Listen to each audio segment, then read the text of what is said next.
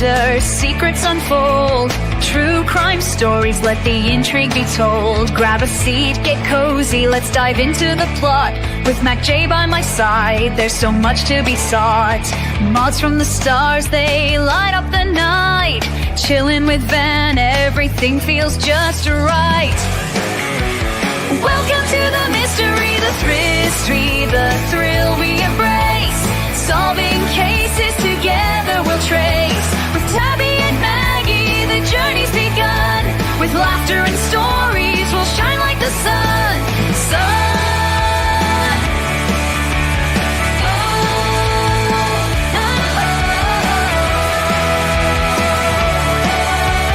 Spirit Time vibes with Lisa and Mark. Tia and Mel igniting the spark. According to Lean, curiosity flows. A curious rose in a garden of woes. Sweet misery whispers, tales that enthrall. While Matt, Meg, and Jody, we gather them all. Welcome to the mystery, the history, the thrill we embrace. Solving cases together we'll trace. With Tabby and Maggie, the journey's begun. With laughter and stories, we'll shine like the sun.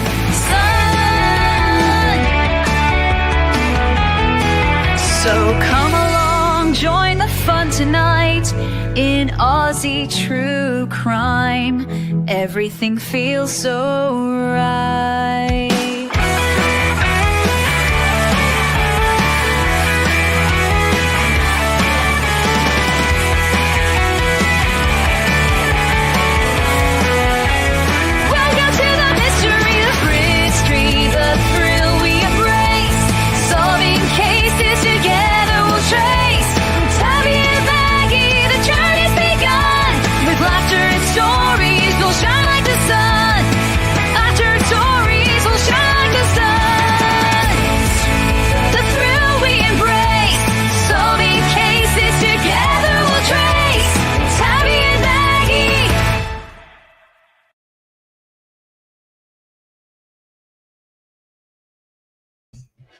Hey, my beautiful people. Hi, everyone. So we got beautiful Jody in here and Kaz. My beautiful Irish Jessie, how are you, my darling? I love seeing you in here. All right, and I just got that splinter out. That was good, because it would have annoyed me. It was right in the creasy part, you know, of your finger, like the bendy part. Kitty Witty, how are you, my darling? Yeah, I've been moving wood all day because Spirit Time thought it was a good time to buy wood. So we were moving wood, and I've got a massive problem there. And I only just realised. All right. So we're back on to Erin Patterson. And we are a bit behind, so we're week 5, part 1. So it's Monday, Tuesday of week 5. And then tomorrow night we're going to do Wednesday, Thursday, Friday. I had to think what days of the week came next then. Wednesday, Thursday, Friday is in part 2. Okay. So it's a big one, so I'm just going to start it because we've got a lot to get through. We do.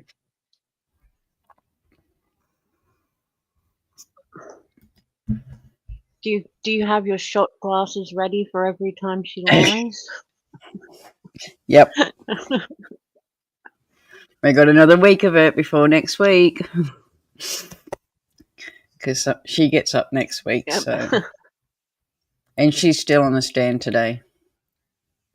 She had another full day on the stand. So I think that's like 7 days straight now. She's been on the stand. Okay. Every time she watches Kitty Witty, me and Mac J have a game. Every time we catch Erin Patterson on a lie, we have a shot. So that way we're plastered by the end of each life. Jodie's got her shots ready. Did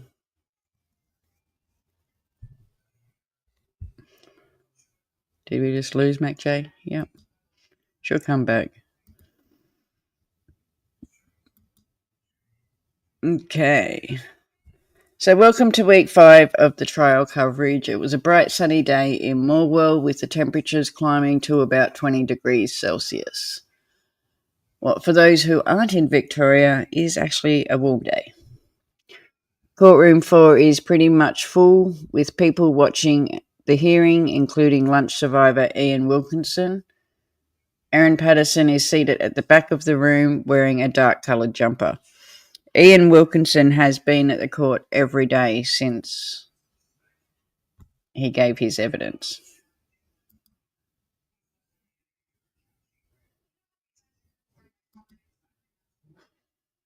If Mac J's coming back.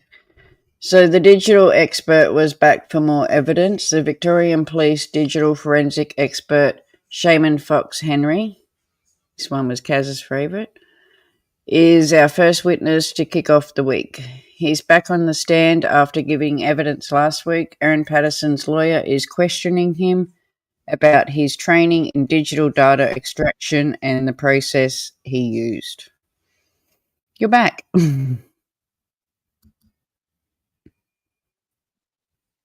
Can we hear you? Can you hear me? Yes.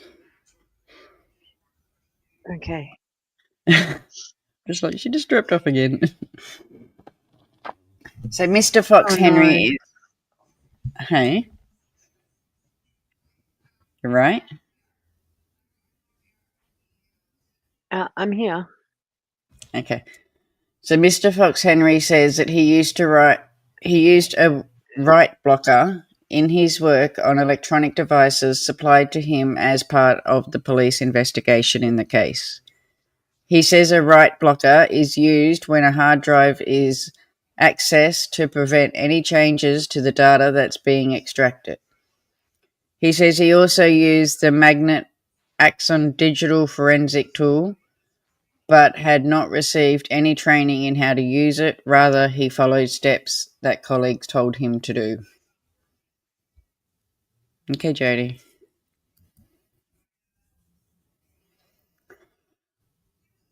I think Jodie's going to get more shots.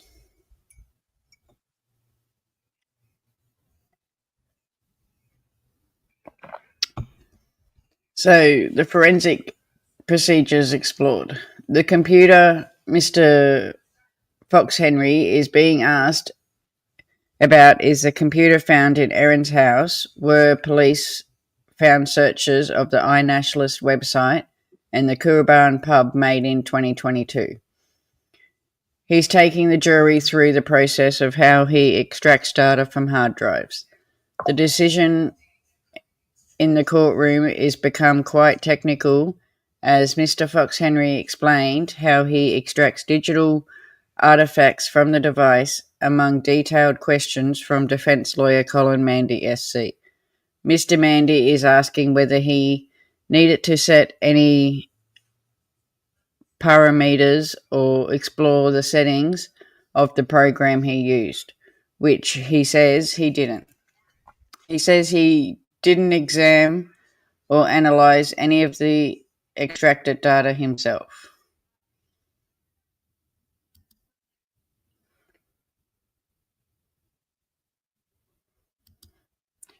Mr. Fox Henry explains the images extracted have a hash value, a unique identifying number for a digital artifact.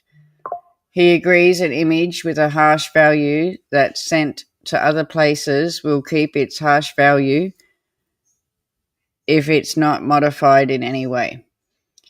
He was asked if he ensured the hash values of the image generated from the magnet amoxin had an identifying hash value to what was in the system.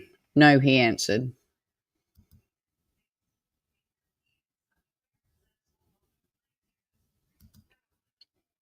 Mr. Fox Henry is asked about time and date settings in the extractions.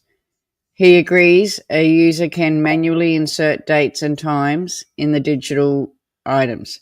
Colin Mandy SC asked Mr. Fox Henry if he checked if the time and date settings had been manually entered, and Mr. Fox Henry says he did not.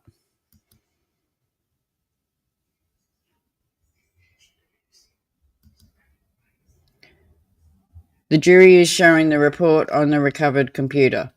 The court is shown a copy of Mr. Fox Henry's report on the computer found in Erin Patterson's house. The report shows 3 hard disks were analysed, returning combined results of 2647721 digital artefacts. The report is quickly scrolled through, showing a series of tablets that generate 67 records, the court is told. Mr. Fox Henry says the program he used, Magnet Amoxin, can translate extremely detailed information on disk drives into material that is despicable. Defence barrister Colin Mandy SC says that if the raw information is gobbledygook, Mr. Fox Henry says he prefers the term data. Hi Bianca, welcome in, my darling.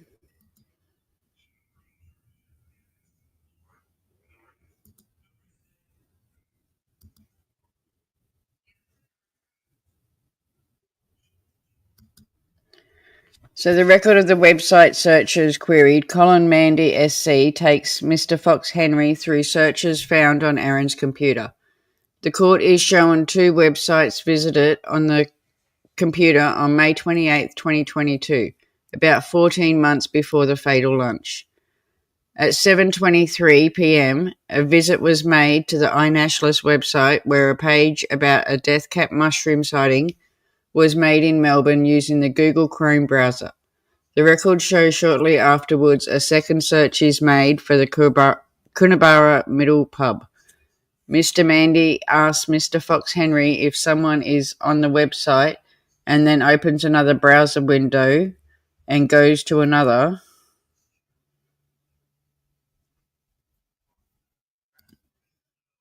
By the first website if they haven't closed the first tab.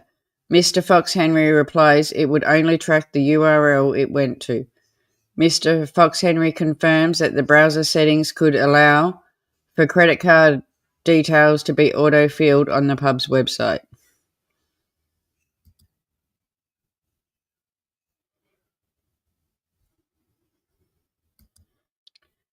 Under questioning from Colin DSC, Mr. Fox Henry agrees a purchase was made at the Coonabarra pub using auto-filled saved details.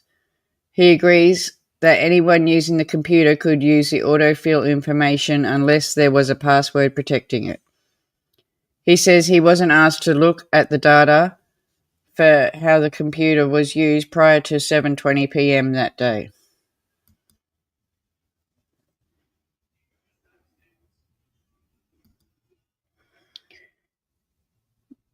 May have been able to say who had used it earlier and how long. Mr. Mandy then walks Mr. Fox Henry through a definition of autofill on computers.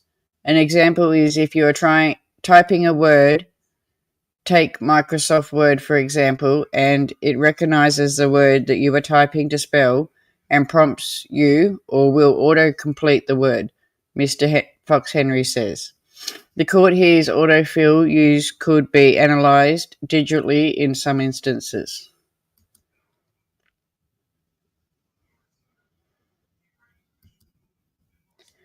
The court is shown data extraction taken from a Samsung tablet, which contains a thumbnail image of a black food dehydrator. This was the same tablet we heard about last week, which was seized from Miss Patterson's house during the police investigation. The data modified is the 30th of the 4th, 2023, about 3 months before the lunch. Mr. Fox Henry is being taken to the technologies of a thumbnail image sizes in comparison to the sizes of larger photos.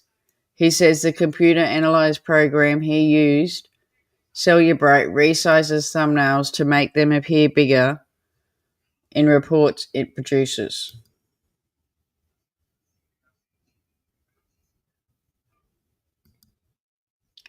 Witnesses asked about the image shown to the court. While looking at a picture of a dehydrator pulled off a Samsung tablet in Erin's house, Mr. Fox Henry agrees that it's not possible to say where the original images were taken or what kind of device they were taken on.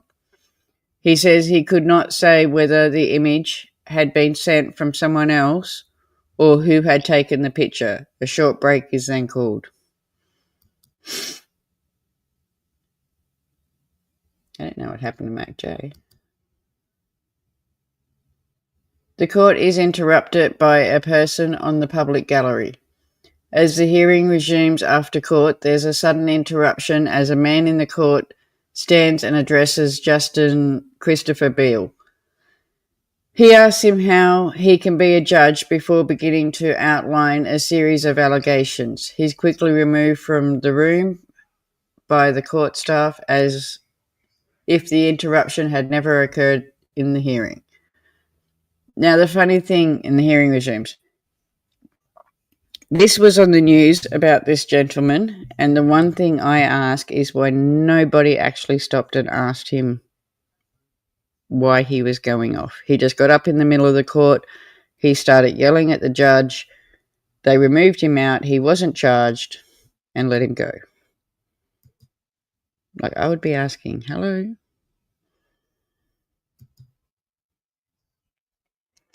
So the factory resets on the phones discussed, and all this does come into play too next week with what's coming out. The court has been taken to a report about a mobile phone seized from Erin Patterson's house known as Phone B. This was the phone that was factory reset 3 times in the week after the lunch, according to prosecutors. According to the report, the factory resets took place on August 2nd, August 5th and August 6th. Mr. Mandy takes Mr. Fox Henry to the times and dates listed in the report and questions the accuracy of it, given the possibility of times being in the UTC time zone. Welcome back.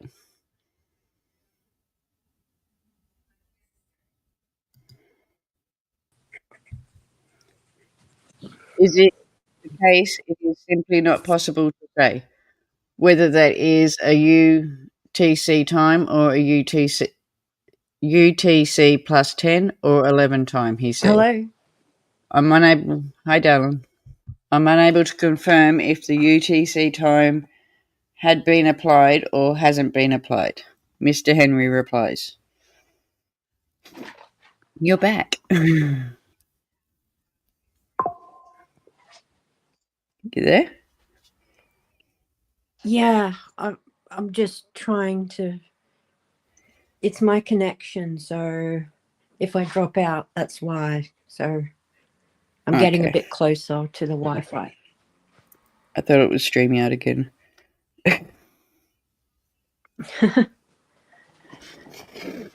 It's all right. You haven't missed much. We're still on our technology lesson. Yeah.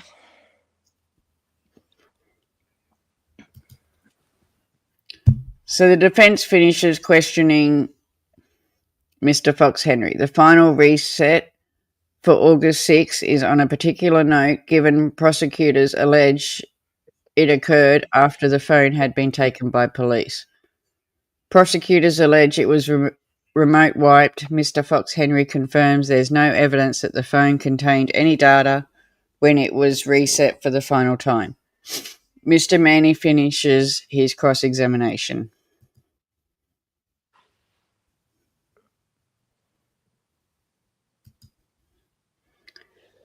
So Mr. Fox Henry finishes giving evidence. Earlier, the defence asked Mr. Fox Henry about hash values of data and whether he had checked the values of the data he extracted, whether identical to the original data, which would indicate the data had not been modified. He says the software indicated that there had been any mistakes. Mr. Fox Henry has now finished giving evidence.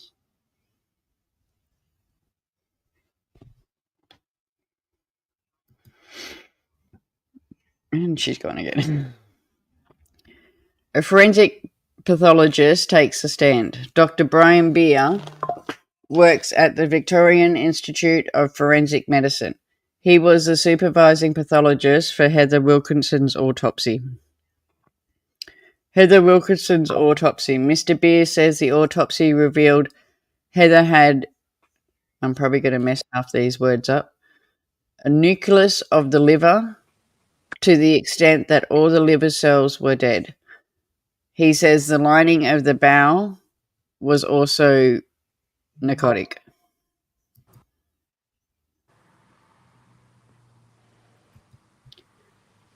Inside the court, as the court hears about the extensive internal organ damage identified in Heather Wilkinson's autopsy, her husband Ian Wilkinson watches on, sitting with family at the back of the court. Meters away sits Erin Patterson, who appears to be closely following the hearing.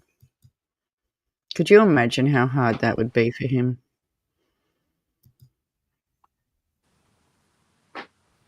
While they're going over his wife's autopsy.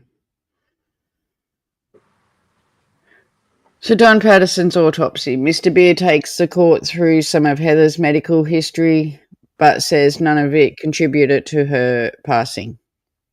The prosecutor then takes him to Don Patterson's autopsy. He again tells the court they had received some police reports, medical notes from the Austin and the Dandenong hospitals, and a toxicology report.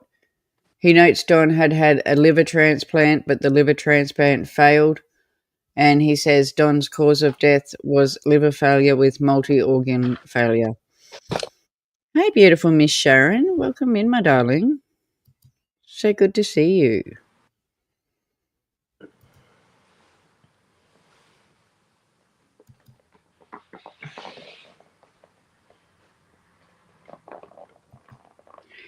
He says Don's heart was weighed and found it was a normal weight and enlarged and shown some signs of heart disease. He tells the court there are many people walking around at the moment with the same heart disease, so he concludes that it did not contribute to his cause of passing. The court breaks for lunch and the jury has been let out, and the court will now take just over an hour for lunch. They take one break. I think it was in next week's one. And it was honestly like 2 hours. I actually put the times down. And it was a short break.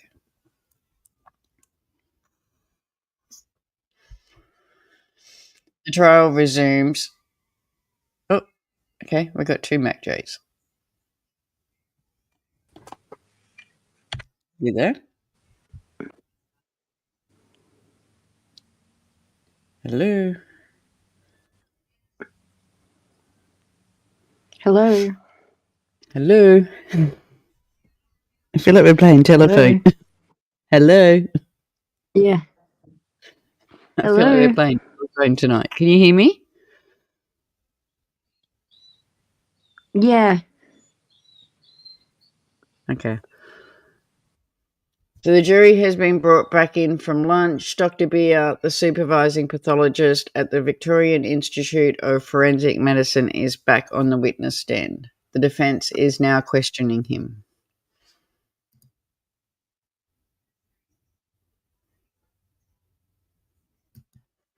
Mr. Beer finishes giving evidence. Colin Mandy, SC, is asking Dr. Beer if he could exclude any other contributing factors to Don Patterson's death.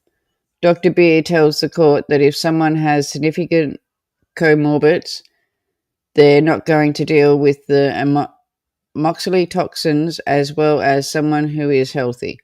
However, he says he found no significant comorbids, and he now finished questioning Dr. Beer and finished giving evidence.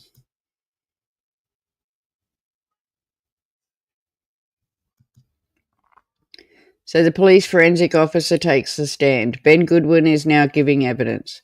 He works in the forensic biology for the Victorian Police, focusing on crime scenes and exhibits. He examined the food dehydrator recovered from the Kawanan Transfer Station and landfill to collect any vegetable matter or debris that may have been present. He says a number of samples were collected.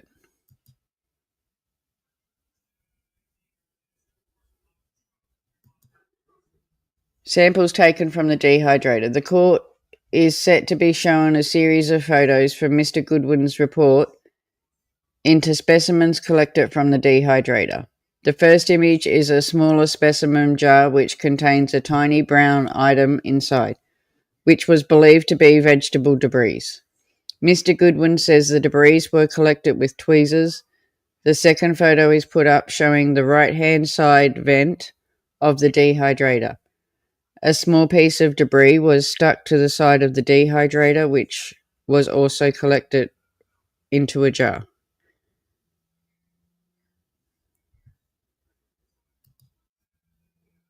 How does he keep going? I'll stay in chat till I fit. Okay, my darling. And come up as soon as you work it out.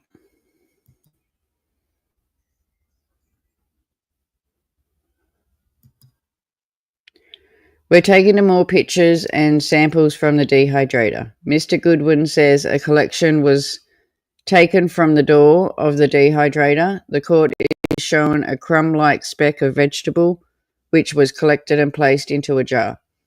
Next, a picture of a square white item is flashed up on the screen. This was sitting inside the tray itself, he says.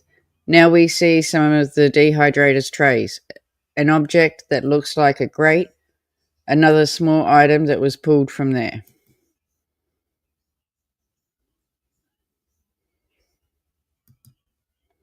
Forensic officer finishes giving evidence. It's more of the same from Mr. Goodwin, who talks about more tiny specimens collected from the dehydrator. In total, 7 samples were collected, he says. The items were packed and sealed and then returned to Victorian Police Forensic Management Unit for further testing and analysation. The prosecution finishes questioning him and the defence doesn't have anything to ask, so he's excused from the stand.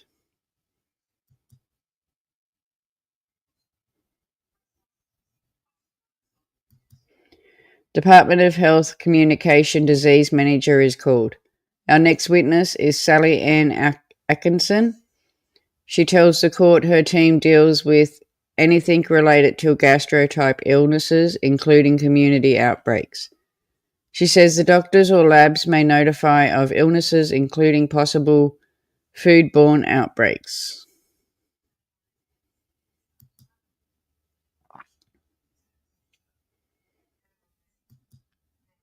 The health department team notified of possible mushrooms. Hang on, I've got to move that. No.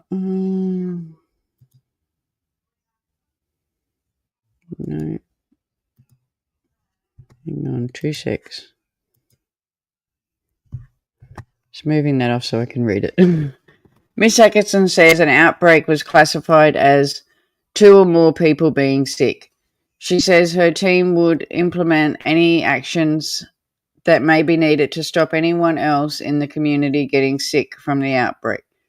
She says on July 31st, 2023, a team received a possible disease notification for death cap poisoning from Dr. Conal McDonald at the Austin Hospital.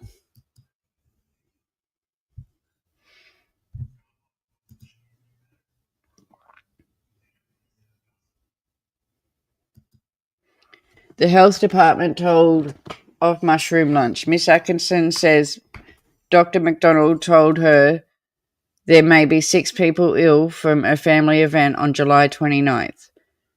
She says the number of cases was then clarified to 5, but she says Dr. McDonald thought there might also have been 2 children who attended the event, but he was unsure whether they had consumed the lunch.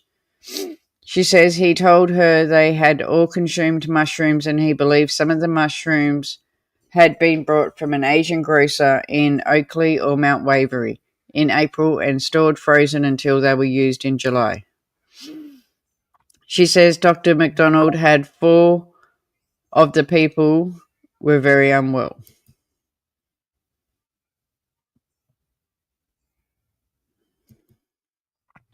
Miss Atkinson says she immediately called her manager about the mushroom poisoning because this was something that was quite unusual, she said.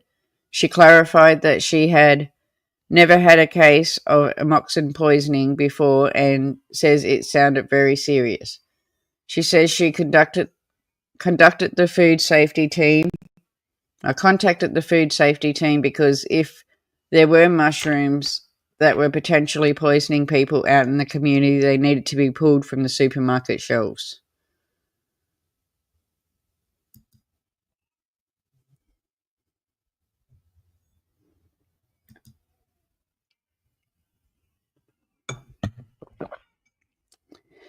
Simon Patterson hesitant to talk to the health department at first. Miss Atkinson says she contacted Simon Patterson that afternoon as he was listed as Don and Gail's next of kin. She says he wasn't happy to speak to her, and she says that happens sometimes when people are unsure who she is or where she's calling from. She says she then emailed him with the official Department of Health account, and he was then happy to talk.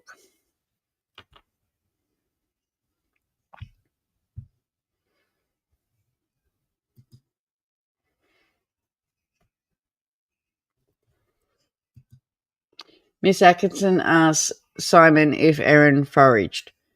Miss Atkinson says she asked Simon Patterson whether Erin may have picked the mushrooms she used in the lunch herself, and he said it wasn't something that he'd ever known her to do.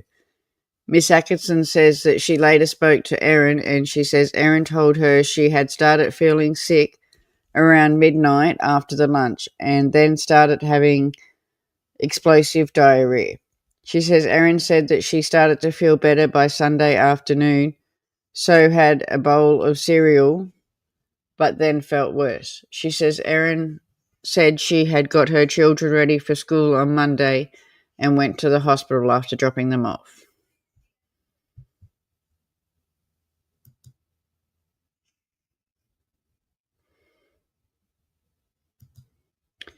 Erin questioned about the lunch. Miss Atkinson says Erin told her she'd never made beef Wellington before, but she had wanted to make something fancy for her guests. She says Erin told her she wasn't sure which store she'd brought the mushrooms from, saying she'd driven around a lot during the April school holidays, where her children were at holiday activities. Miss Atkinson says she asked Hello? Erin. Yes, we can hear you. Woohoo! Now just don't move. Okay. Miss Atkinson says she asked Erin whether they'd been frozen and was told they hadn't been, but had been purchased dried and they'd been stored in a Tupperware container. She says Erin described the alleged packaging of the mushrooms had been brought in, but said she didn't have the packaging any longer. And don't breathe. Miss Sharon said don't breathe. Don't move and don't breathe. It's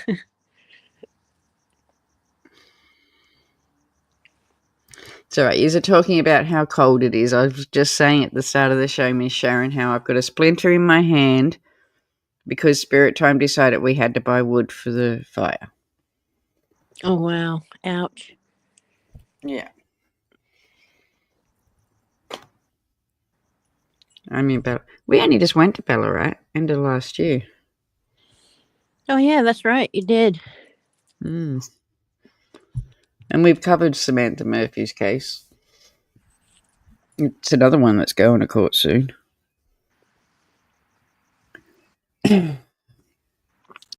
She says she brought them from a pasta meal, but when she opened them, she thought they had smelt funny. She says Erin said that she didn't use them, so she sorted the rest. When asked whether that meant that she used some, Miss Atkinson said it sounded that way.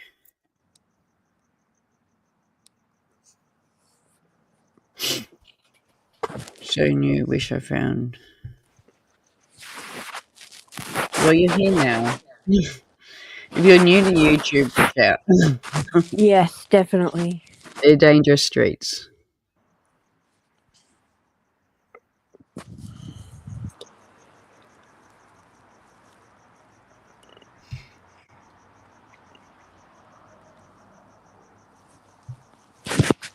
How can Can you you love still a hear good? me? Yeah, Okay. Miss Sharon, I love a good splinter. It hurt. It was right in the joint part of my finger.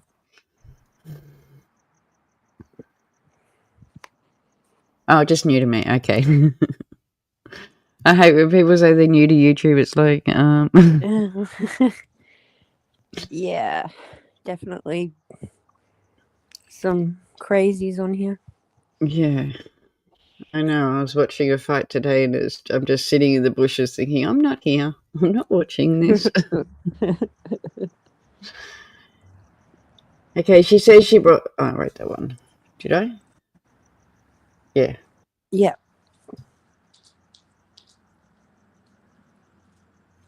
You'll find we're only a small group over here, Bianca. Quality over quantity in this group. Exactly.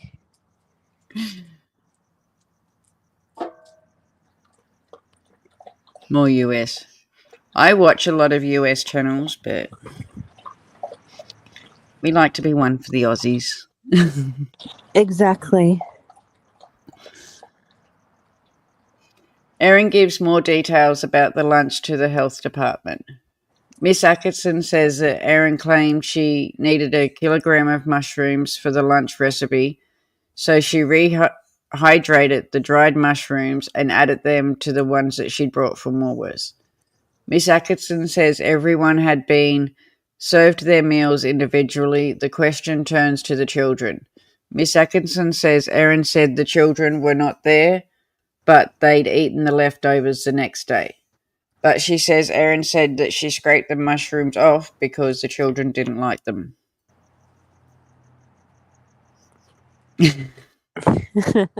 I try to go everywhere.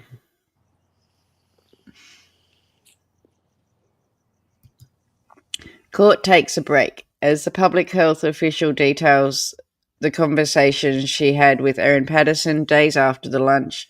Miss Patterson watches from the back of the courtroom. There's no visual expression or audio reaction from her to the evidence. The jury has now been given a break. You know, I'm really interested. Every time we hear about where she's sitting at the back of the courtroom. Yeah. Like it just, you think she'd be up the front. You would, especially. Oh dear.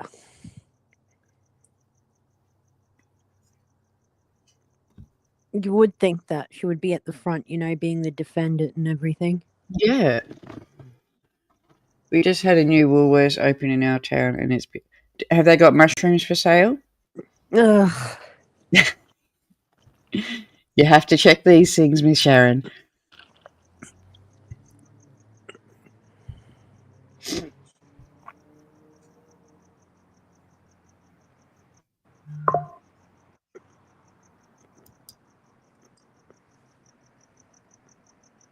Did I read that one?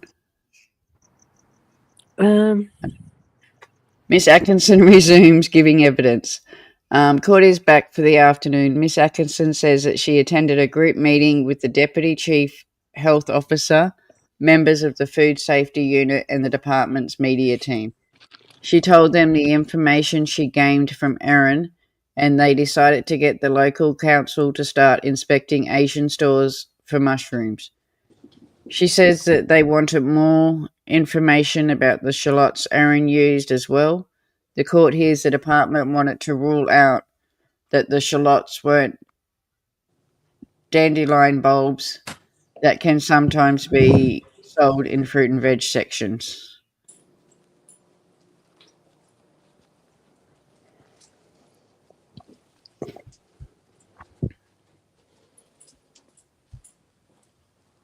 I love mushrooms down, Erin.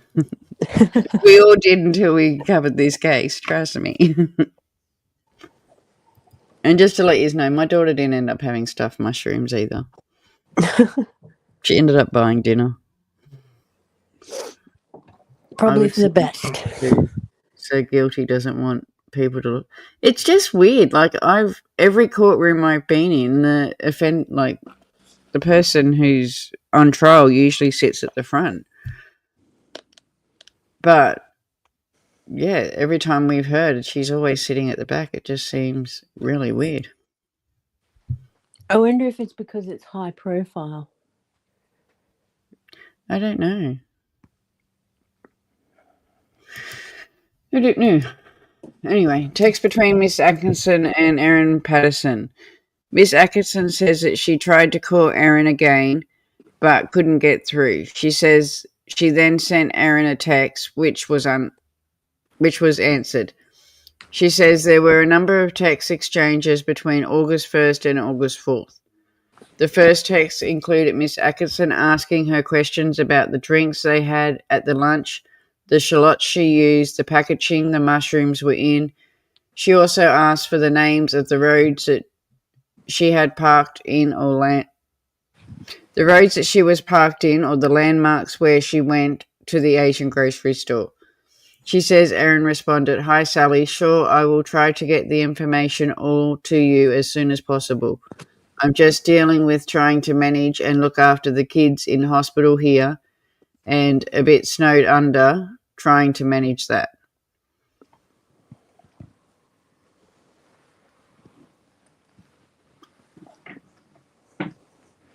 How many shots are we up to now? Oh, wait till we get to next week's one. Oh dear. It's okay. The prosecution actually told her she was lying. I laughed at that one. Oh yeah. The question the health department asked Erin Patterson. Miss Atkinson says she tried to... did I just read that? No. Miss Atkinson says that she tried to contact Erin again on Wednesday, August 2nd, leaving a voice message saying she had further questions. She says she didn't hear back from Erin, so she sent another text message with the following questions at 9:29 a.m. 1. Can you please confirm that it was definitely only the one other time that you cooked with the dried mushrooms when you first opened them? No one else reported symptoms or issues when consuming them.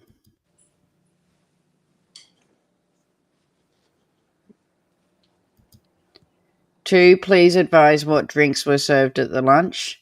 And 3, please confirm what kind of shallots were used in the beef Wellington. Were they spring onions or small individual shallot type onions, please? 4, did you possibly use your card to purchase the mushrooms or cash? You please check your bank statements for the shop. That would be amazingly helpful. Well, if she'd actually brought them, it would have been.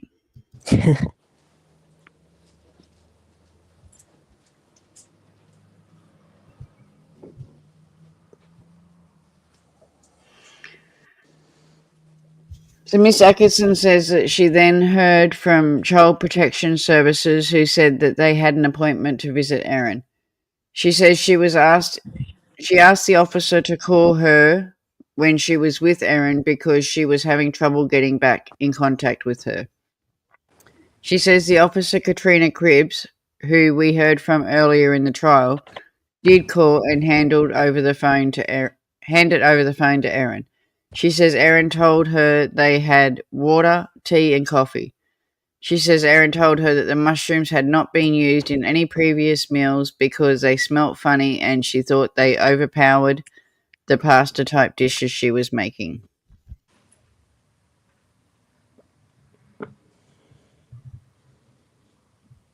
See me fly a mile for a frog.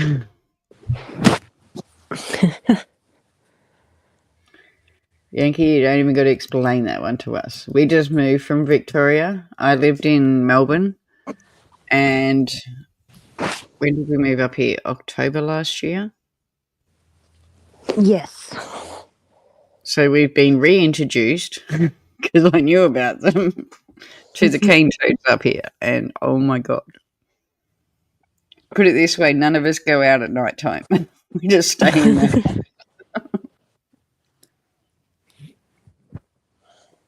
And then you go up the road the next day and you see them splattered all over the road.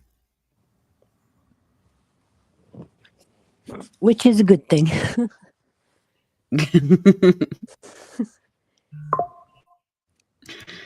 Yep, that's what we're getting used to. I'll tell you, Bianca, I think I shared this a couple of weeks ago.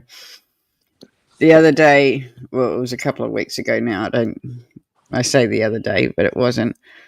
But my granddaughter lives with me, and you'll hear lots. I'm always talking about my grandkids, but she came up to me and she had a box and she was telling me how she wanted a new pet frog.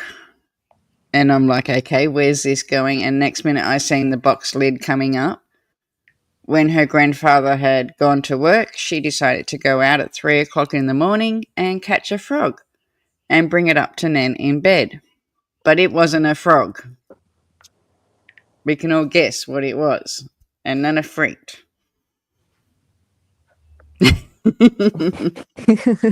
Trying to give her nightmares.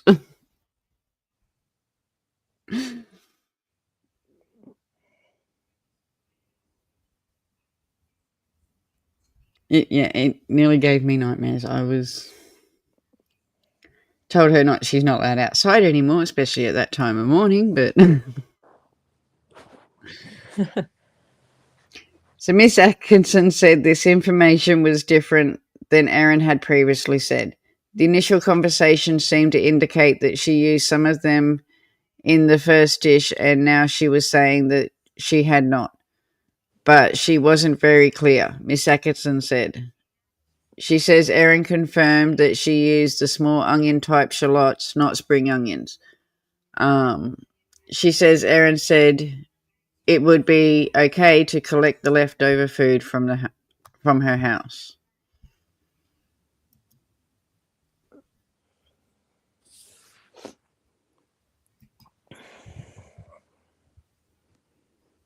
Yeah, exactly.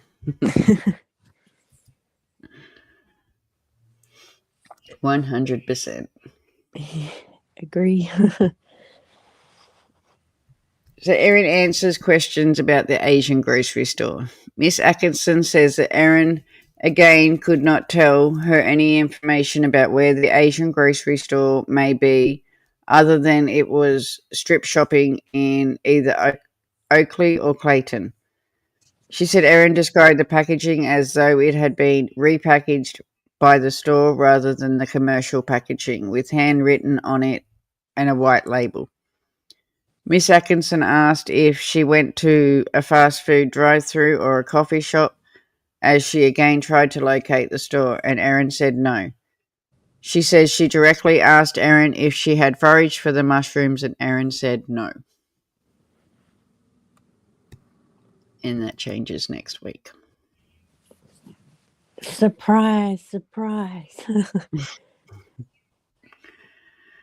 Council officers get involved. So Miss Atkinson asked Erin, or told her, she made individual beef Wellingtons and that the only way people could have had the same portions was if they had shared some of the food from each other, like from their own plate. Miss Atkinson says that she relayed the information she received from Erin to the department's food safety unit, which got in contact with Woolworths, while the council was contacted to visit the Asian grocery stores in Clayton, Oakley, and Mount Waverley. More text messages about Erin's shopping trips are then read to the court, including about where she brought the discounted eye fillet for the meal and made other trips over several days. Miss Atkinson says that there was a different information than what Erin previously told her because she said she got all the ingredients on the Friday evening.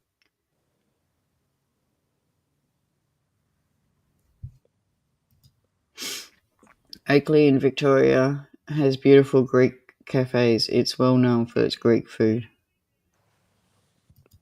Oh, yum.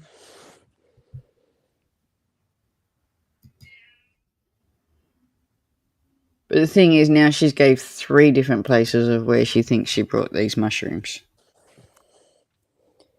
Yeah, but they definitely know where she got them because of that The phone pings. phone pings. Yeah.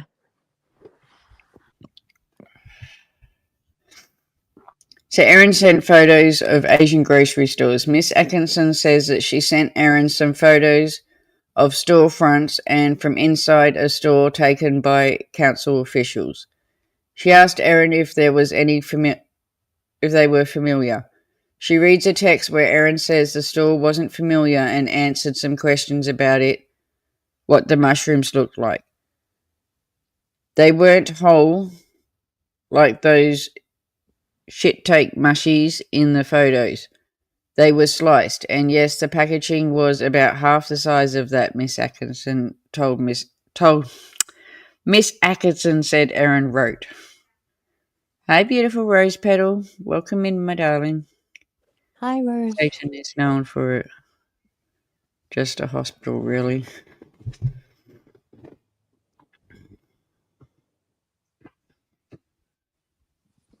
And Well, it's Mount better than Waverly being known for a true crime case. Mount Waverly is known for a very reputable high school. Everyone wants to send their kid there. I have heard of the Mount Waverly, but I never went to that side. We were on the other side of Melbourne.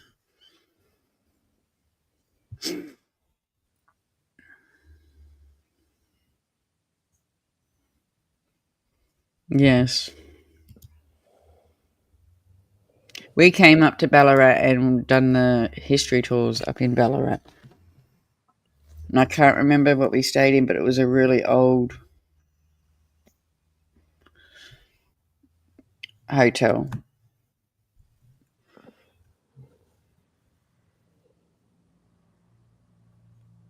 I need to leave my phone at home. Yes, that's something we all learn. 100%.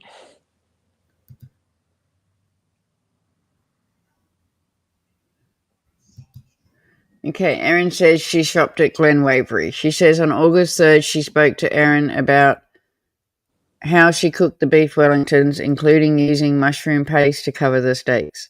Miss Atkinson says Erin said that she used up all the paste and only cooked the lunch in one batch. She says Erin described the mushrooms as sliced and of a similar colour to the button mushrooms that she brought from Woolworths. Miss Atkinson says Erin tried to narrow down where she may have gone in Oakley, Clayton, and Glen Waverley, nominating areas of the suburbs where she likely visited. Miss Atkinson says this is the first time Erin had mentioned Glen Waverley, that all previous discussions were about Mount Waverley. Are they 2 different places? I think so.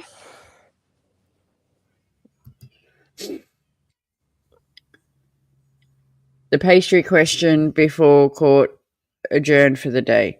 Miss Atkinson says that she contacted Erin again to ask what type of pastry she used.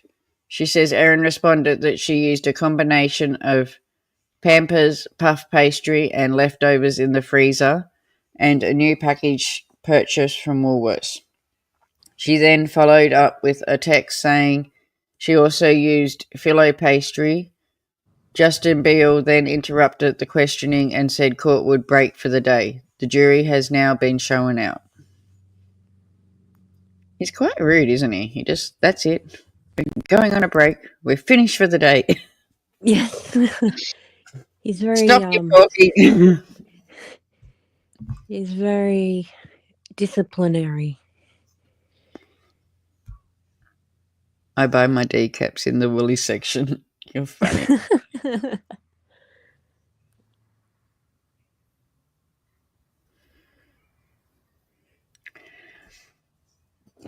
So what we learnt. Victorian Police Digital Forensic Officer Shaman Fox Henry resumed giving evidence and giving the court details about how data, including photos, is extracted from devices and protected for investigations.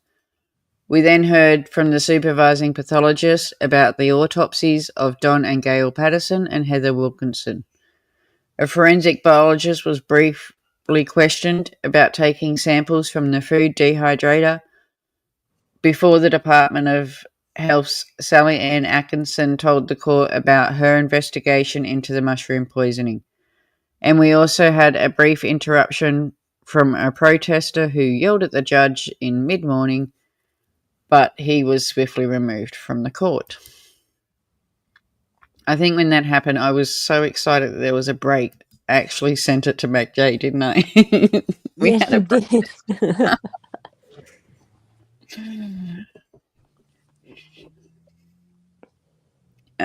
So here are 5 things that we heard. The autopsy. Oh, I've read that one.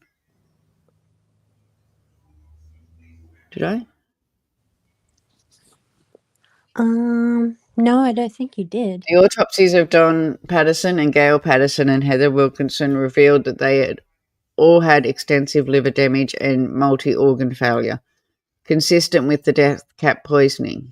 Dr. Brian Beer described Heather Wilkinson as having narcotics of the liver, saying that all her liver cells had died, and he said Don Patterson's liver transplant had failed. 2. In the case of Don Patterson, the Amelia Folliby's toxins was detected before he passed and was listed among the cause of death. The Health Department's Sally Ann Atkinson's job was to respond to community outbreaks, and she described mushroom poisoning as quite unusual, adding it was the first case of amoxin poisoning.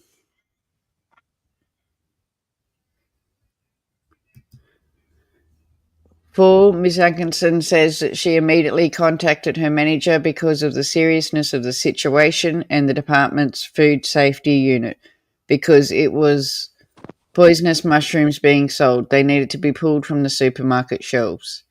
And 5. Miss Atkinson had a series of text and phone conversations with Erin Patterson over the following days.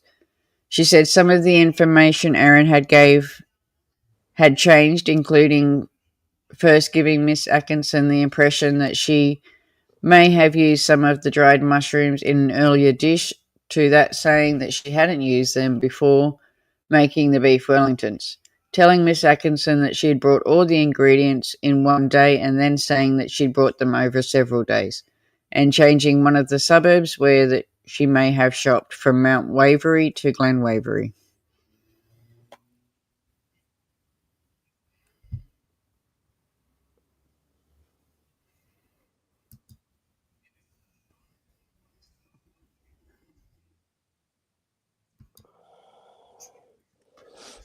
So Tuesday, the 27th of May. Court is back in session. The jury is back in. Sally Ann Atkinson has been called back to the stand. She says the Department of Health investigation into the mushroom poisoning lasted until August 11th and a report was compiled.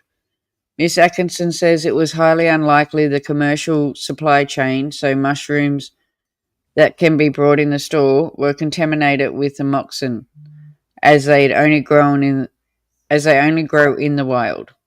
She says the food safety unit established nothing wrong with the mushrooms supplied in Woolworths or any food packaging tampering. She read from the report, based on the above, the risk of the public health was deemed very low. No food sampling other than samples already collected from the lunch were considered to be warranted.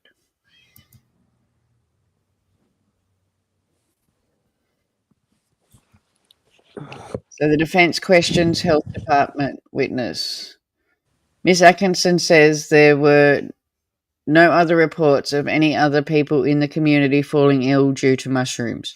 She says the department determined that Lanangatha lunch outbreak was an isolated incident Erin Patterson's defence, Colin Mandy, SC, is now questioning Miss Atkinson.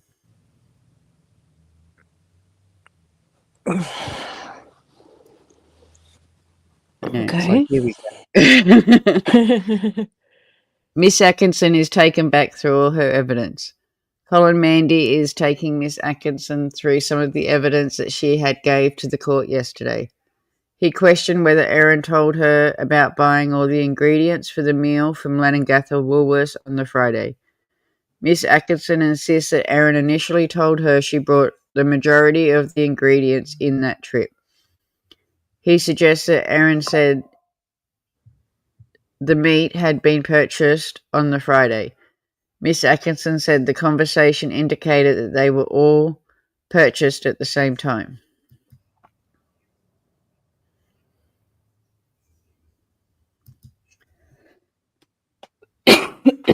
Sorry. When the beef Wellington ingredients were purchased is disputed. Mr. Mandy asks Miss Atkinson about making her statements to the homicide squad on August 29th, 2023 about her investigation. He takes her to a paragraph of her statement. Erin stated that the majority of the mushrooms had come from the Lanengatha Woolworths, and then a section about her buying steaks on the Friday night and cooking them on the Saturday. She agrees under questioning that only specific date in the statement was about the steak and not the mushrooms. Miss Atkinson continues to insist that Erin had told her the majority of the ingredients were purchased on the Friday, but agrees Erin didn't specify that she'd brought the mushrooms on a different day.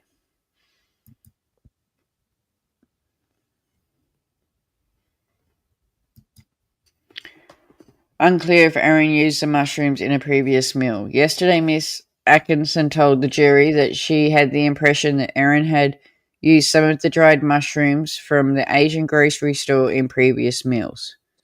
Miss Atkinson agreed the conversation. Yeah.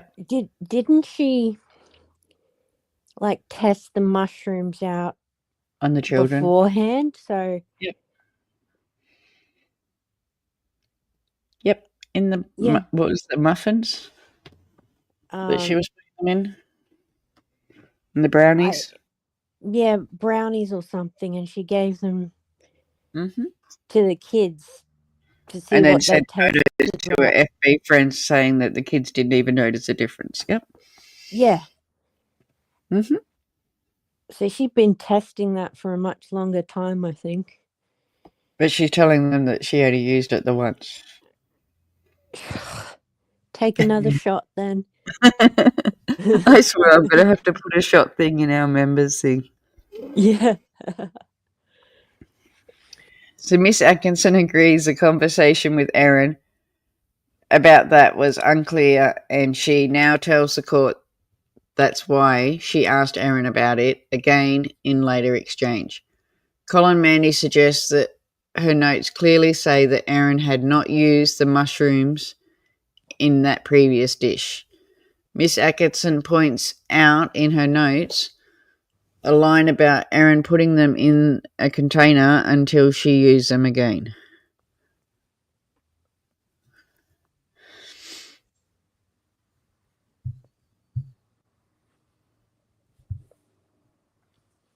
So I just got to find my mouse again. No worries. It connects to, because I've got my iPad sitting next to me and they're both Apples, it will just go over and connect to my iPad and it's like, can you come back? Tensions rise during questioning. It's a fairly tense exchange between Erin Patterson's defence barrister Colin Mandy SC and the health official Sally Ann Atkinson. As Mr. Mandy challenges Miss Atkinson on the accuracy of her recollections, the two people are at times speaking over one another. Justin Christopher Beale interrupts, asking the witness to wait and solely answer the question.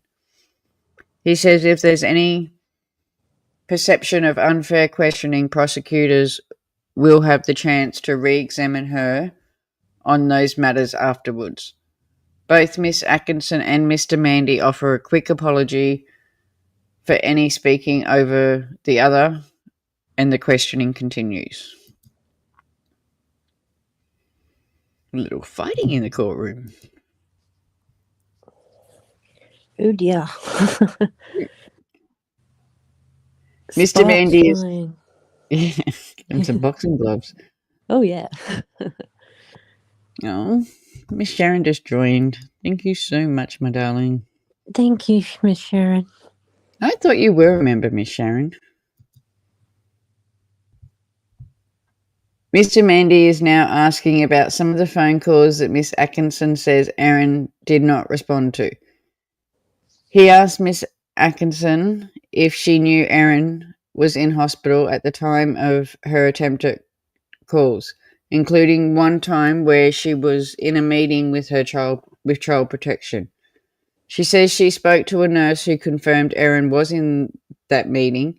She also agrees that in a follow-up text message after the missed call, she never gave Erin a time to respond.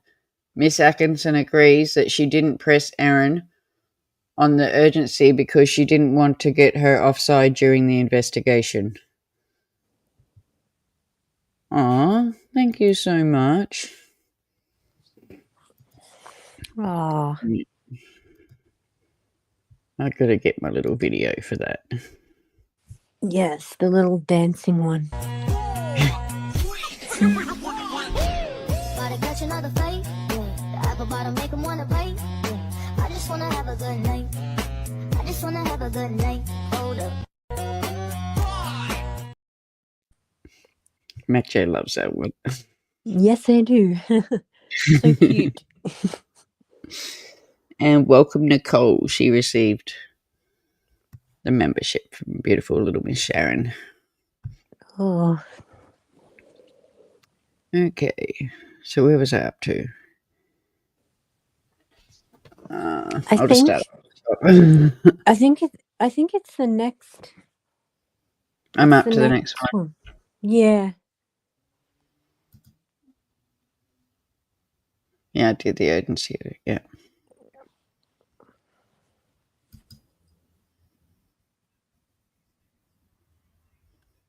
They're now going through more text from the following 2 days.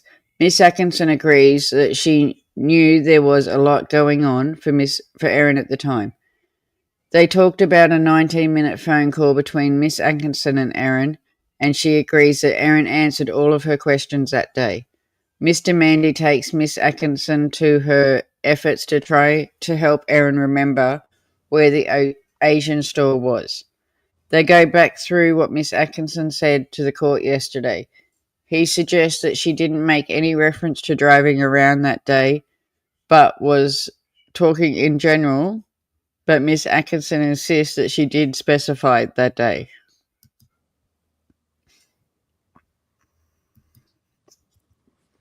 They're now talking about the information Erin provided Miss Atkinson about the mushroom packaging and what they looked like. Mr. Mandy reminds her of the evidence this morning that so far as she was concerned, there was no mushrooms found by the council at any Asian stores matching the description Erin had gave them. The court is shown a photo of what appeared to be dried dark-coloured mushrooms in an individual clear plastic bag sitting in a box on a shelf. A white label on each bag reads black fungus, 50 grams, $3.99. Miss Atkinson agrees it did match Erin's description, but says she believed it would be a larger size than the packaging that Erin says she brought. She says Erin later explained the mushrooms were not dark in colour.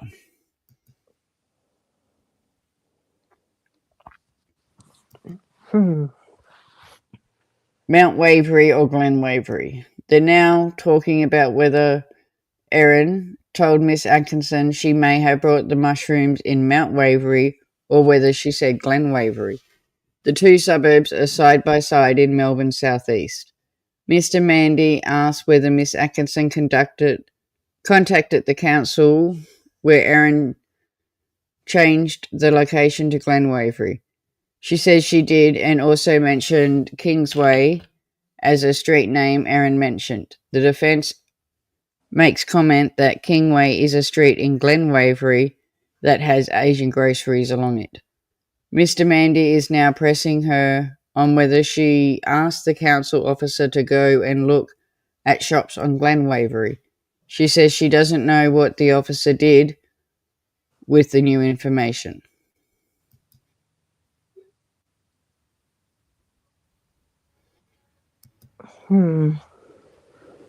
Bag of dried mushrooms found similar to Erin's description. Mr. Mandy brings up notes from the health department meeting in which one of her colleagues mentions that someone had gone into the Oakley store and found small bags of dried mushrooms with no labels.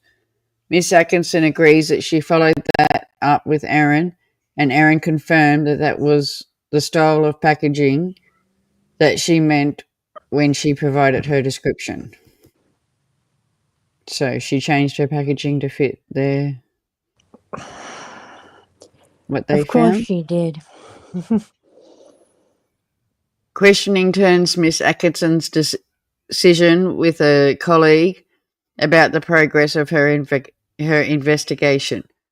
Her notes indicated they talked about whether there was merit in taking on Monash Council about following up on the Glen Waverley information. Miss Atkinson agrees that she told her colleague it would be a good idea for the council officers to do a walk through the shopping strip. They're now taking a break while Mr. Mandy checks whether he has anything else to ask Miss Atkinson.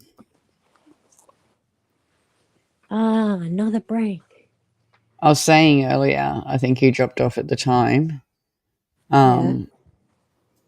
There's actually a break coming up. It was a short break that went for nearly 2 hours, and I actually wrote the times down that they went on the break and came back.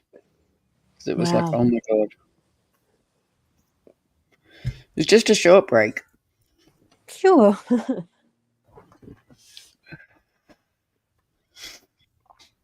It's even like, what case was I watching this morning that it happened? Oh, it was the Laurie Vallow case. Oh gosh, that I was matter. watching. She's back at it again. But they went in this morning and then they all got kicked out for 40 minutes and no one knew why. Media, everything got kicked out. It was just the lawyer, Laurie, and the judge. Everyone else got moved out for 40 minutes. Yeah. The break is over and jury is back. The break is over and Mr. Mandy has one more question for Sally Ann Atkinson. We're taken to the text between Erin and Miss Atkinson. There's a long list of detailed questions which were shared with the court yesterday and includes a question asking her about the store's location. Notably, it confirms that at this stage Miss Atkinson was only communicating with Erin about Oakley, Mount Waverley and Clayton, with no reference to Glen Waverley. Mr. Mandy finished questioning Miss Atkinson and the prosecution returns for a few more questions. Yes, she does love the attention. Oh, she does. I just hope this is the last time she gets it. Me too.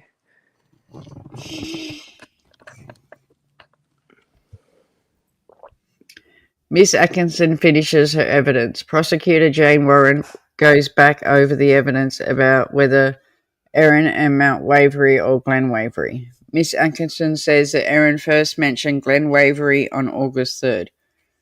They're now going through some of the texts with Erin about trying to locate the store in which Miss Atkinson wrote Mount Waverley. Miss Atkinson is asked if Erin contacted her to say Glen Waverley and she says Erin did not. Miss Atkinson has now finished her evidence. Evidence, huh?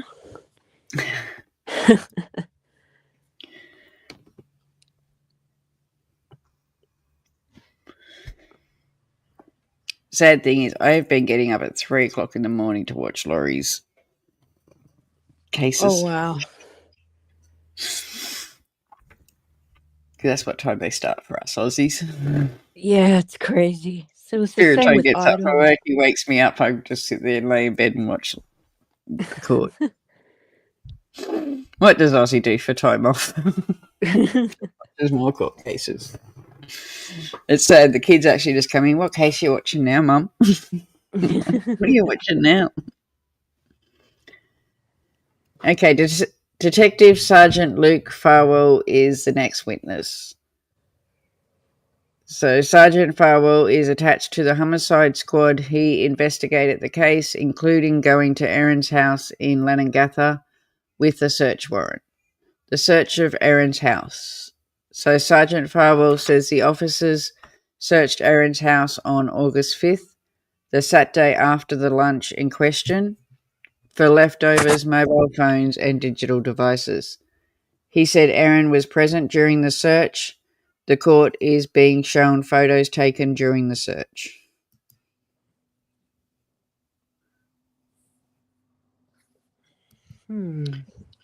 Food scraps, dehydrator manual, and recipe book found during search. The court is shown a series of photographs. The first one shows a kitchen with a set of 4 drawers under a bench top. On the fridge at the side, there's a colourful piece of rainbow art, along with a calendar and a bench. On the bench is a toaster kettle and a coffee jug. Another photo shows the contents of the bottom left drawer, a set of manuals, including a manual for a Sunbeam Food Lab electronic dehydrator. Another photo shows what's identical as a butler's pantry, with the witness identifies as food scraps on some drawers.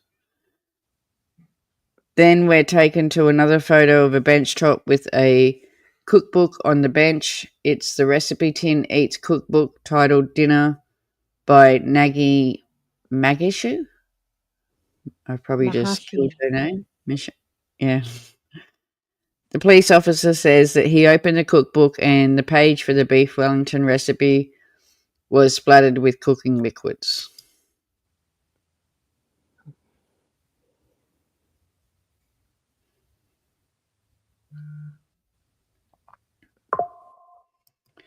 Device found in the child's bedroom. The next photo shows a tablet device on a carpeted floor. Sergeant Farrell says this was found in a bedroom belonging to one of the children.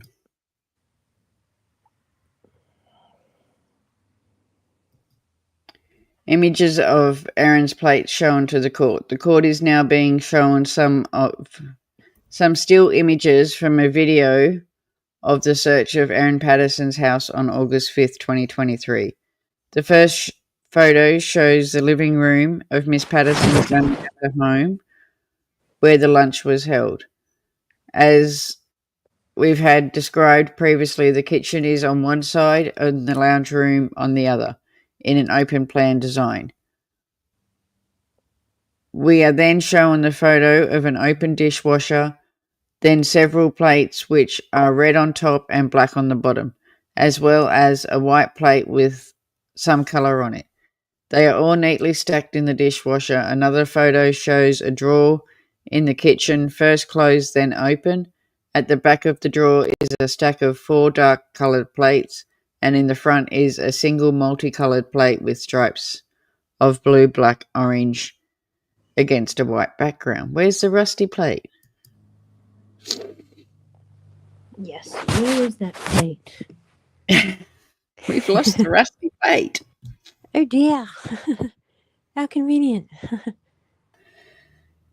Sergeant Farrell says the search took a considerable time. He says that he sat down with Erin and took possession of her mobile phone, asking her if there was a PIN code required to open it.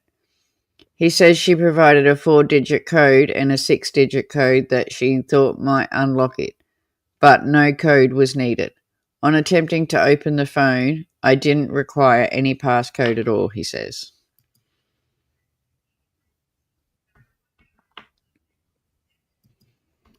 In the video, Erin and Sergeant Farrell are seated at her dining table. Erin is wearing a light beige coloured jumper and is sitting with her face propped up in one hand and her elbows on the table. Sergeant Farrell is sitting in front of an open notebook with a mobile phone in front of him. The video shows her handing him the phone. He appears to check and can open it and then places it on the table in front of Erin. Erin leans over the table, which is fairly wide, to assist him with the phone, and then the video ends.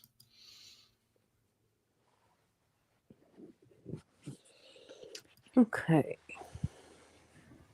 Mount Waverey home searched. Sergeant Farrell says the police left the Leongatha home after the video was filmed. They're now turning to another search. This was conducted on the same day, but at Erin's Mount Waverey home. He says no one was present during this search. So they searched all the homes. Wow. Court hears Erin express surprise to learn of Heather Wilkinson's passing. Sergeant Farrell says no food items or packaging of interest was found at either. Defence lawyer Colin Mandy is now on his feet. He confirms Erin's children were home during the search of the Leongatha home. Sergeant Farrell says Erin was told that Heather Wilkinson had passed and she expressed surprise. He was unsure whether Erin was told Gail Patterson had passed. I don't know what she was or wasn't aware of, but she was told in my presence and expressed that she didn't know beforehand, Sergeant Farrell says.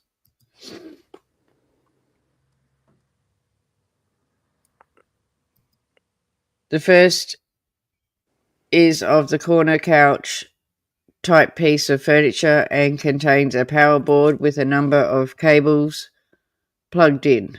So this is more photos of the search. Items on the couch include headphones and on a table. Mr. Mandy says that Sergeant Farrell about a black item sitting on the windowsill. I don't recall whether I saw it or not, Sergeant says. When asked if he noticed it, nobody identifies to the court what the black brick-shaped item is.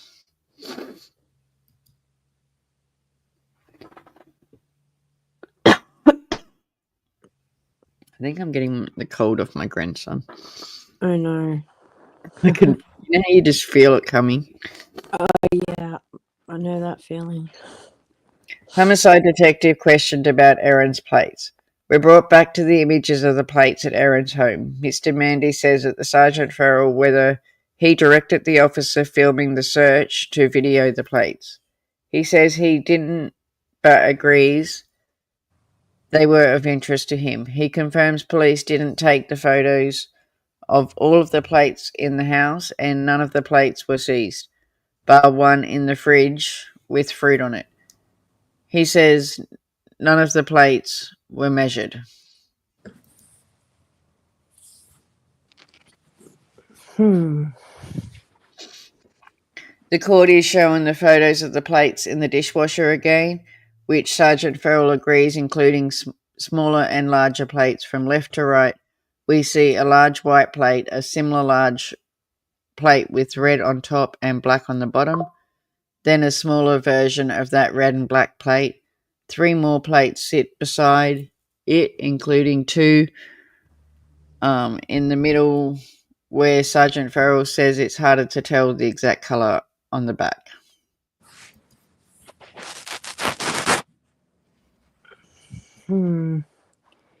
Detective asks... Yeah, go. I was just saying, this just means you should always check to see who has the odd coloured plate that no one else has. Yes. The court is now showing a photo of different plates stacked in the drawer. At the back of the drawer are 4 black coloured plates. The bottom 2 appear to have red surface on the top of them, or the eaten surface as Sergeant Farrell dubs it. The bottom one has a small chip on the edge. Mr. Mandy puts Sergeant Farrell that the plates are side plates, not dinner plates. The detective says it's hard to say without anything there for comparison. We're reminded that these photos are stills from the video taken by a videographer moving through the scene. Sergeant Farrell is not aware of any more detailed footage being captured showing these plates. All the plates seem to be gone though. Because weren't the other four grey? Yes, they were. That's correct. And then hers was the tanned rusty. Plate. Yep. Erin appears unaware of the passing. Mr. Mandy reads out part of the transcript from Sergeant Farrell's conversation with Erin at the start of the search. Sergeant Farrell explains why the police are there, including that it is related to a passing. Mr. Mandy says Erin replied, "Who passed?" He then finishes questioning the detective, who leaves the witness stand. The court now breaks for lunch.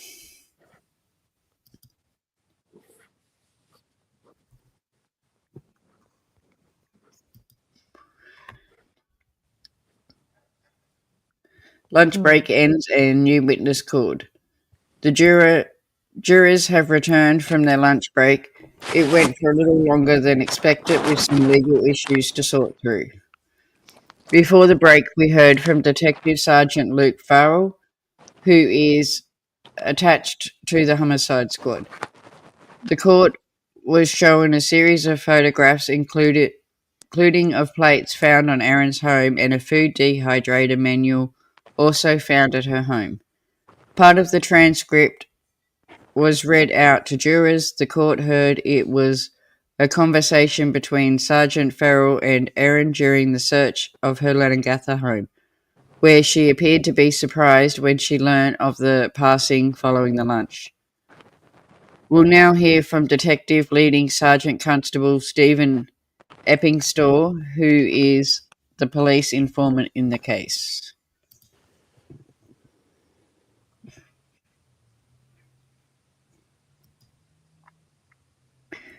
LSC Eppingstore is answering questions from prosecution Jane Warren. She's taken him back to the start of the investigation. He says he became involved in the case on August 3rd, 2023, when a lunch guest had become fatally ill. People think we, the homicide squad, only deal with murders. He tells the court. That's not necessarily true. We're also coroner investigators on behalf of the coroner, so we've taken on complex death investigations that might be too big for local units. We took it on in the capacity initially. That's interesting. It is, isn't it? I thought they only came for murders. Homicide. Mm. Oh, I didn't actually know that until just now. Because I thought even with Phoebe's case, they had the homicide squad in on the first day. So I just assumed that they already knew. Yeah, me too. But I mean, knowing what we know with Phoebe, especially the stuff we can't say, it kind of doesn't surprise me that it wouldn't surprise me if they went down there for coronal investigation because of the complexities. Yeah. Yeah. We heard from Sergeant Farrell earlier, who told the courts he was informed Erin had two people had passed away while he was carrying out a search warrant on her Leongatha home. He told the courts that she appeared to be surprised by the news and asked who'd passed. LSC Eppingstore says following that conversation, he then stepped in and spoke with Erin. He says he told her Heather Wilkinson and Gail Patterson had both passed.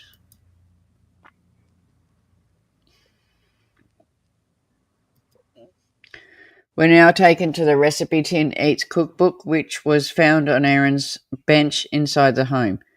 It was a general discussion, but the beef Wellington came up. She explained to me that she used the recipe tin eats cookbook that was in the kitchen. LSP Eppingstall says, there's a moment taken in the court to explain the recipe tin eats to Justin Biggle, who appears to be unfamiliar with the highly popular Australian cookbook from Nagy. I don't know that. I'm not going to kill that last name again. The court is shown several pages, including one with a grip of photos outlining the separate steps involved in preparing a beef filling and encasing it in the pastry.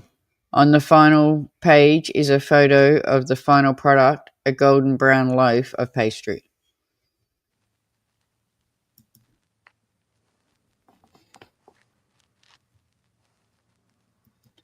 The police informant's evidence is briefly interrupted with an object from the defence to a question from the prosecution. The jury leaves the room while the matter is discussed.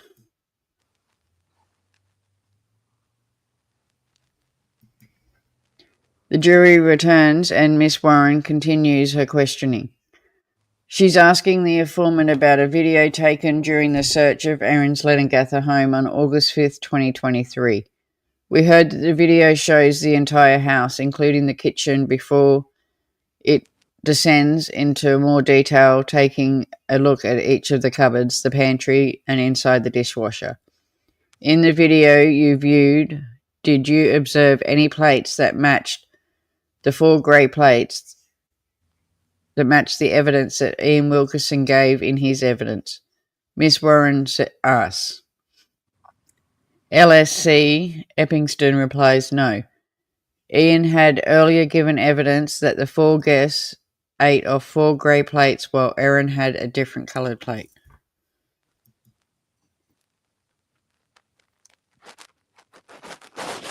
Ah, yes, the plates. Mm-hmm. Factory resets could have happened during a search warrant.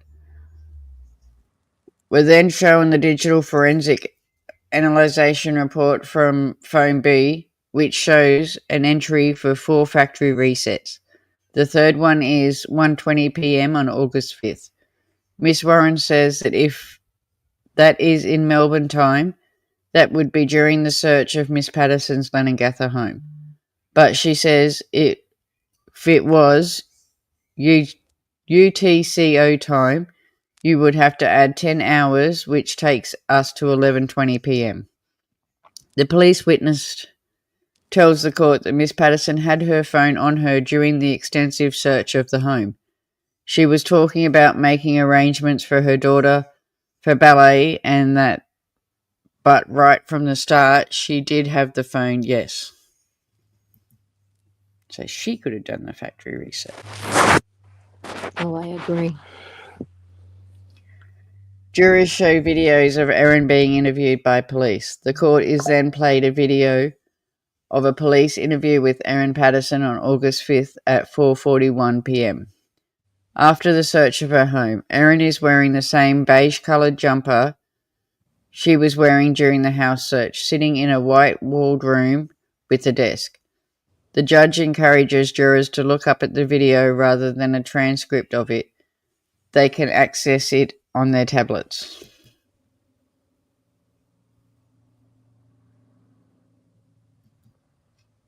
Erin gives her full name to the officer interviewing her, who explains to her that anything she says or does in the interview can be used in evidence against her.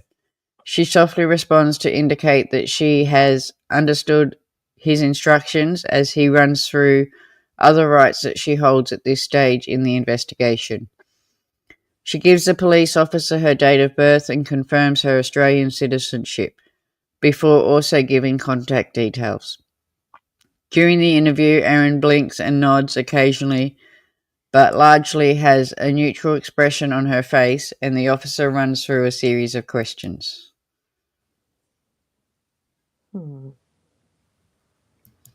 I'd love to see that video. Oh, me too. The officer interviewing Erin tells her They're trying to understand what made her guest so ill and why she wasn't that sick. She acknowledges that she understands. I'm sure you understand too that I've never been in this situation like this before, and I have been very, very helpful with the health department during the week because I wanted to help that side, she replies. I don't want to know what happened, so I'm giving them so much information as they're asked for. I do want to know what happened, sorry. Oh, there's so much in this case. I'd like to know what happened with.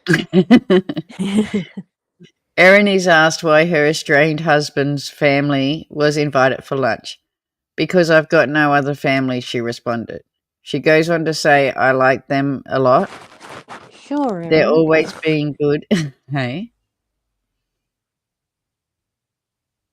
They're always been good to me, and I want to maintain those relationships, she says. Earlier in the trial, we heard Erin Patterson told her Facebook friends that she was so effing done with his family. So how many shots are we up to now? I've lost track already. Me Jodie, too. I think we need some of your shots.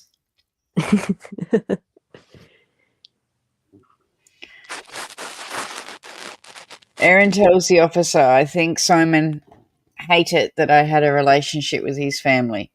She then goes on to say that she loved his family a lot and they had always been good to her. They'd always said to me they'd support me with love and emotional support, even though Simon and I were separated, and I really appreciated that because both my parents are gone, she says in the video. They're the only family that I've got and the only grandparents that my children have, and I want them to stay in my kids' life, and that's really important to me.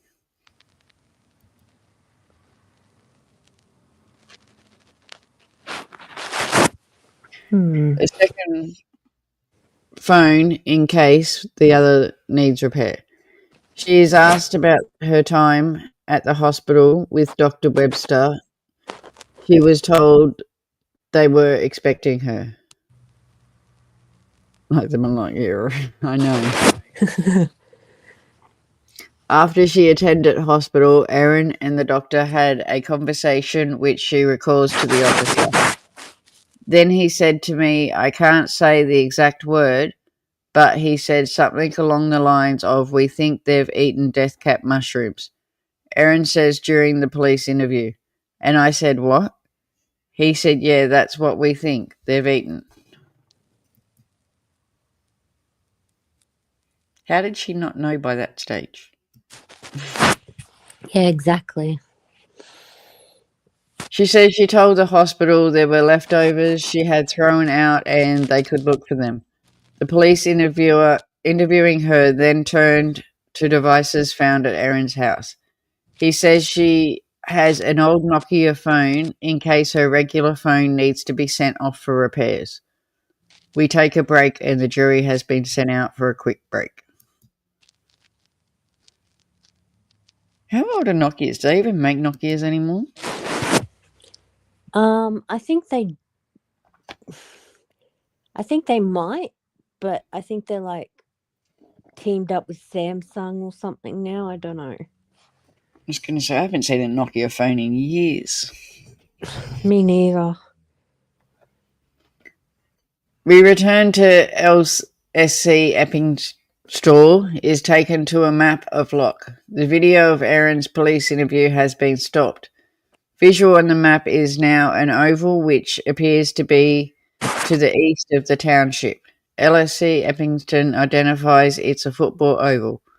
Now we're zooming in on the locality of Outram, specified a street where fungus expert Tom May had previously identified death cap mushrooms. There's some laughter as the judge questions whether an exhibit titled Where is Map of All Locations is a good idea. It's agreed to give a more specified name. Jesus. I know. The court is now being shown the map of part of Victoria's Gippsland region, with Loch Outram, Kooraburra and Leongatha circled in red. LSC Eppingston asked if he calculated the typical travel times between each location and their distance, to which he says yes. It's confirmed that all locations were less than 30-minute drive from Leongatha. Oh, wow.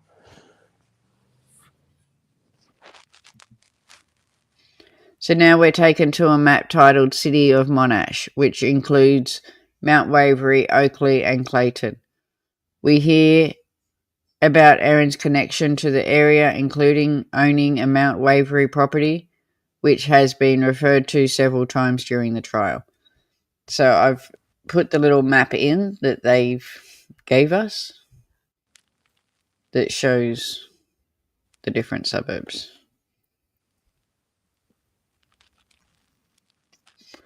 So I don't know if you can see. No, you can't. So the one on the side is Leongatha, so all the other ones were 30 minutes drive. Or within 30 minutes. Interesting.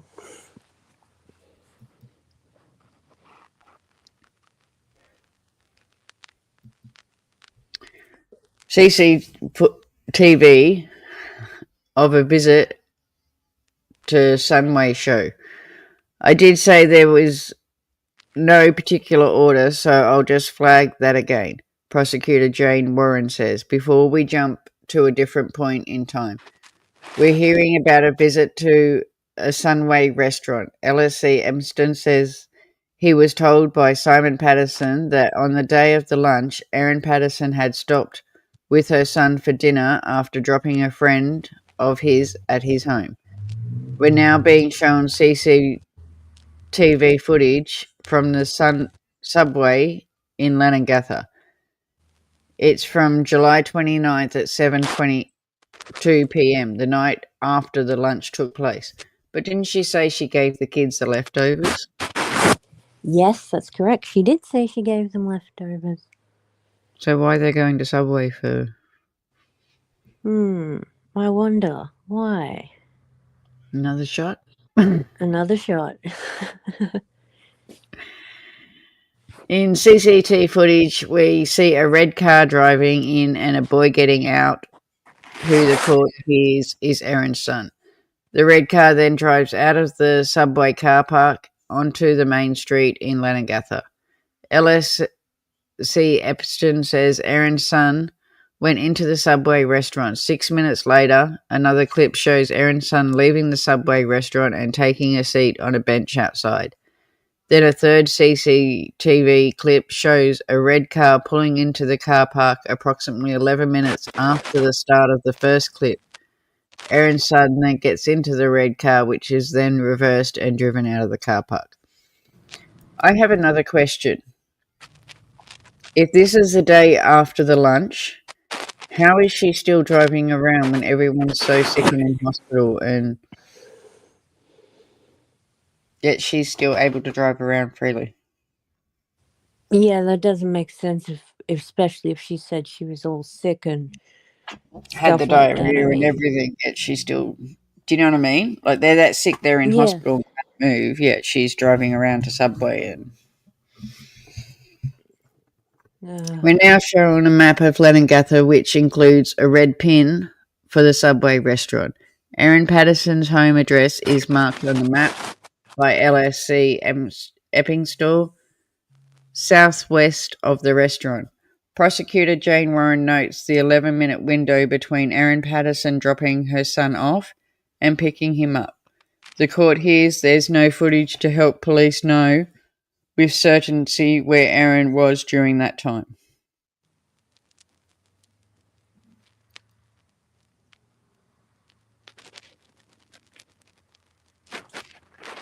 Court proceedings end for the day. We've run out of time today. The jury are sent out of the courtroom and LSC Emston is expected to return to the stand tomorrow to continue giving evidence.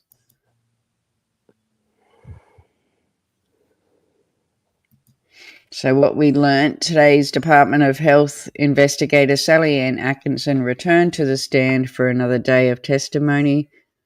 We then heard from 2 members of the Victorian Police involved in the investigation. Detective Sergeant Luke Farwell was up first. He attached to the homicide squad and carried out a search warrant on Erin's Leongatha home on August 5th. The police informant in the case, Detective Leading Sergeant Constable Stephen Eppingstall, then took to the stand. During his testimony, the court was played part of Erin's police interview. Here's what we learned.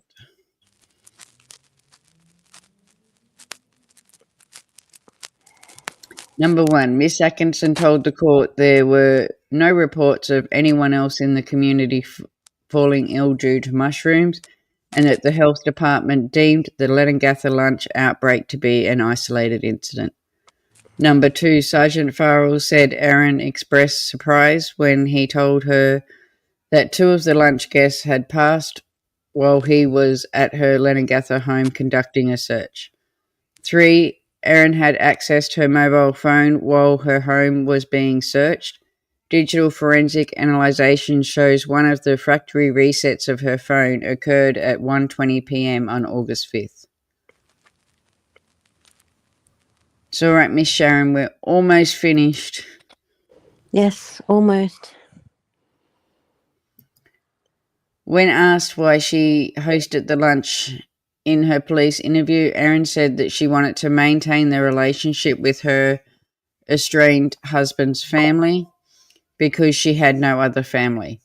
And number 5, in police interview, Erin confirmed that she had a second phone, an old Nokia phone, in case her regular phone needed to be sent off for repairs.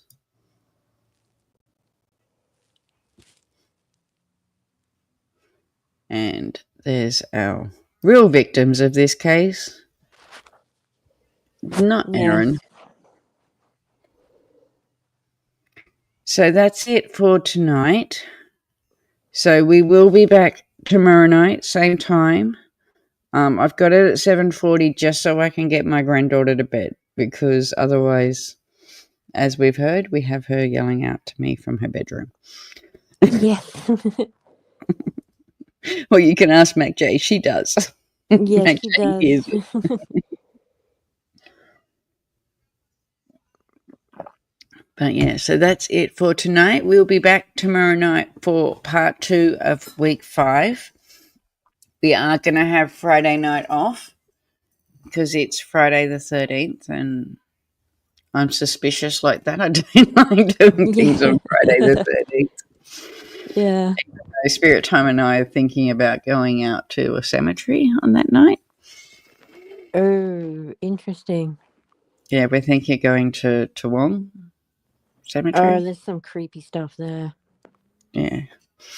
Good. So tomorrow night we'll be back with the second half of week 5. We're having Friday off, and then hopefully Saturday, Sunday we'll do week 6. And then we're up to where we are now because we're just started week 7. So that's our plan, and hopefully we'll see you all tomorrow night. Thank you for coming. Thank you for all your support. Little Miss Sharon, thank you for joining again. I am going to get a shot glass in the membership thing for us too. Oh, Just good. have the members get shot glasses with us. Yes. But other than that, thank you all, and we'll see you all tomorrow night. See you Thanks. guys. Bye. Bye. Aussie true crime on the rise. Investigate the scene, uncover the lies. From Melbourne to Sydney, all the way to Perth. No case too tough, we'll dig into the dirt. We'll crack the code, find the truth, bring justice to the table. No excuse, Australian legends in the game, bringing light to darkness, no shame. Just got a super child, let's celebrate. Raise a glass for all the cases we've solved in the past. With eyes wide open, we'll never rest. Aussie true crime, we're the best.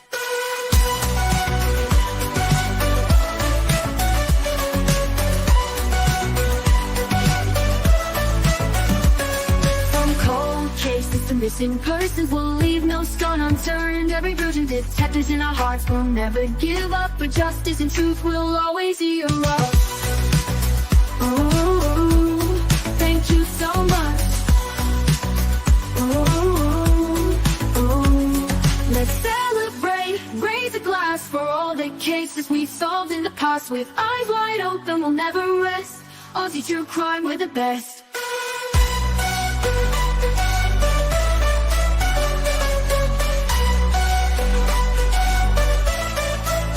Thank you so much. Let's celebrate, raise a glass for all the cases we solved in the past. With eyes wide open, we'll never rest. Aussie true crime, we're the best.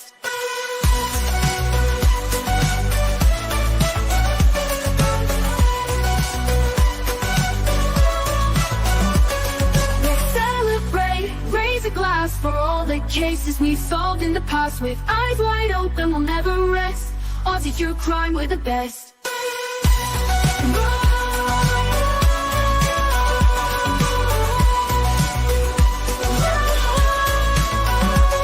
Let's celebrate, raise a glass for all the cases we solved in the past. With eyes wide open, we'll never rest. Aussie true crime, we're the best. Thank you so much.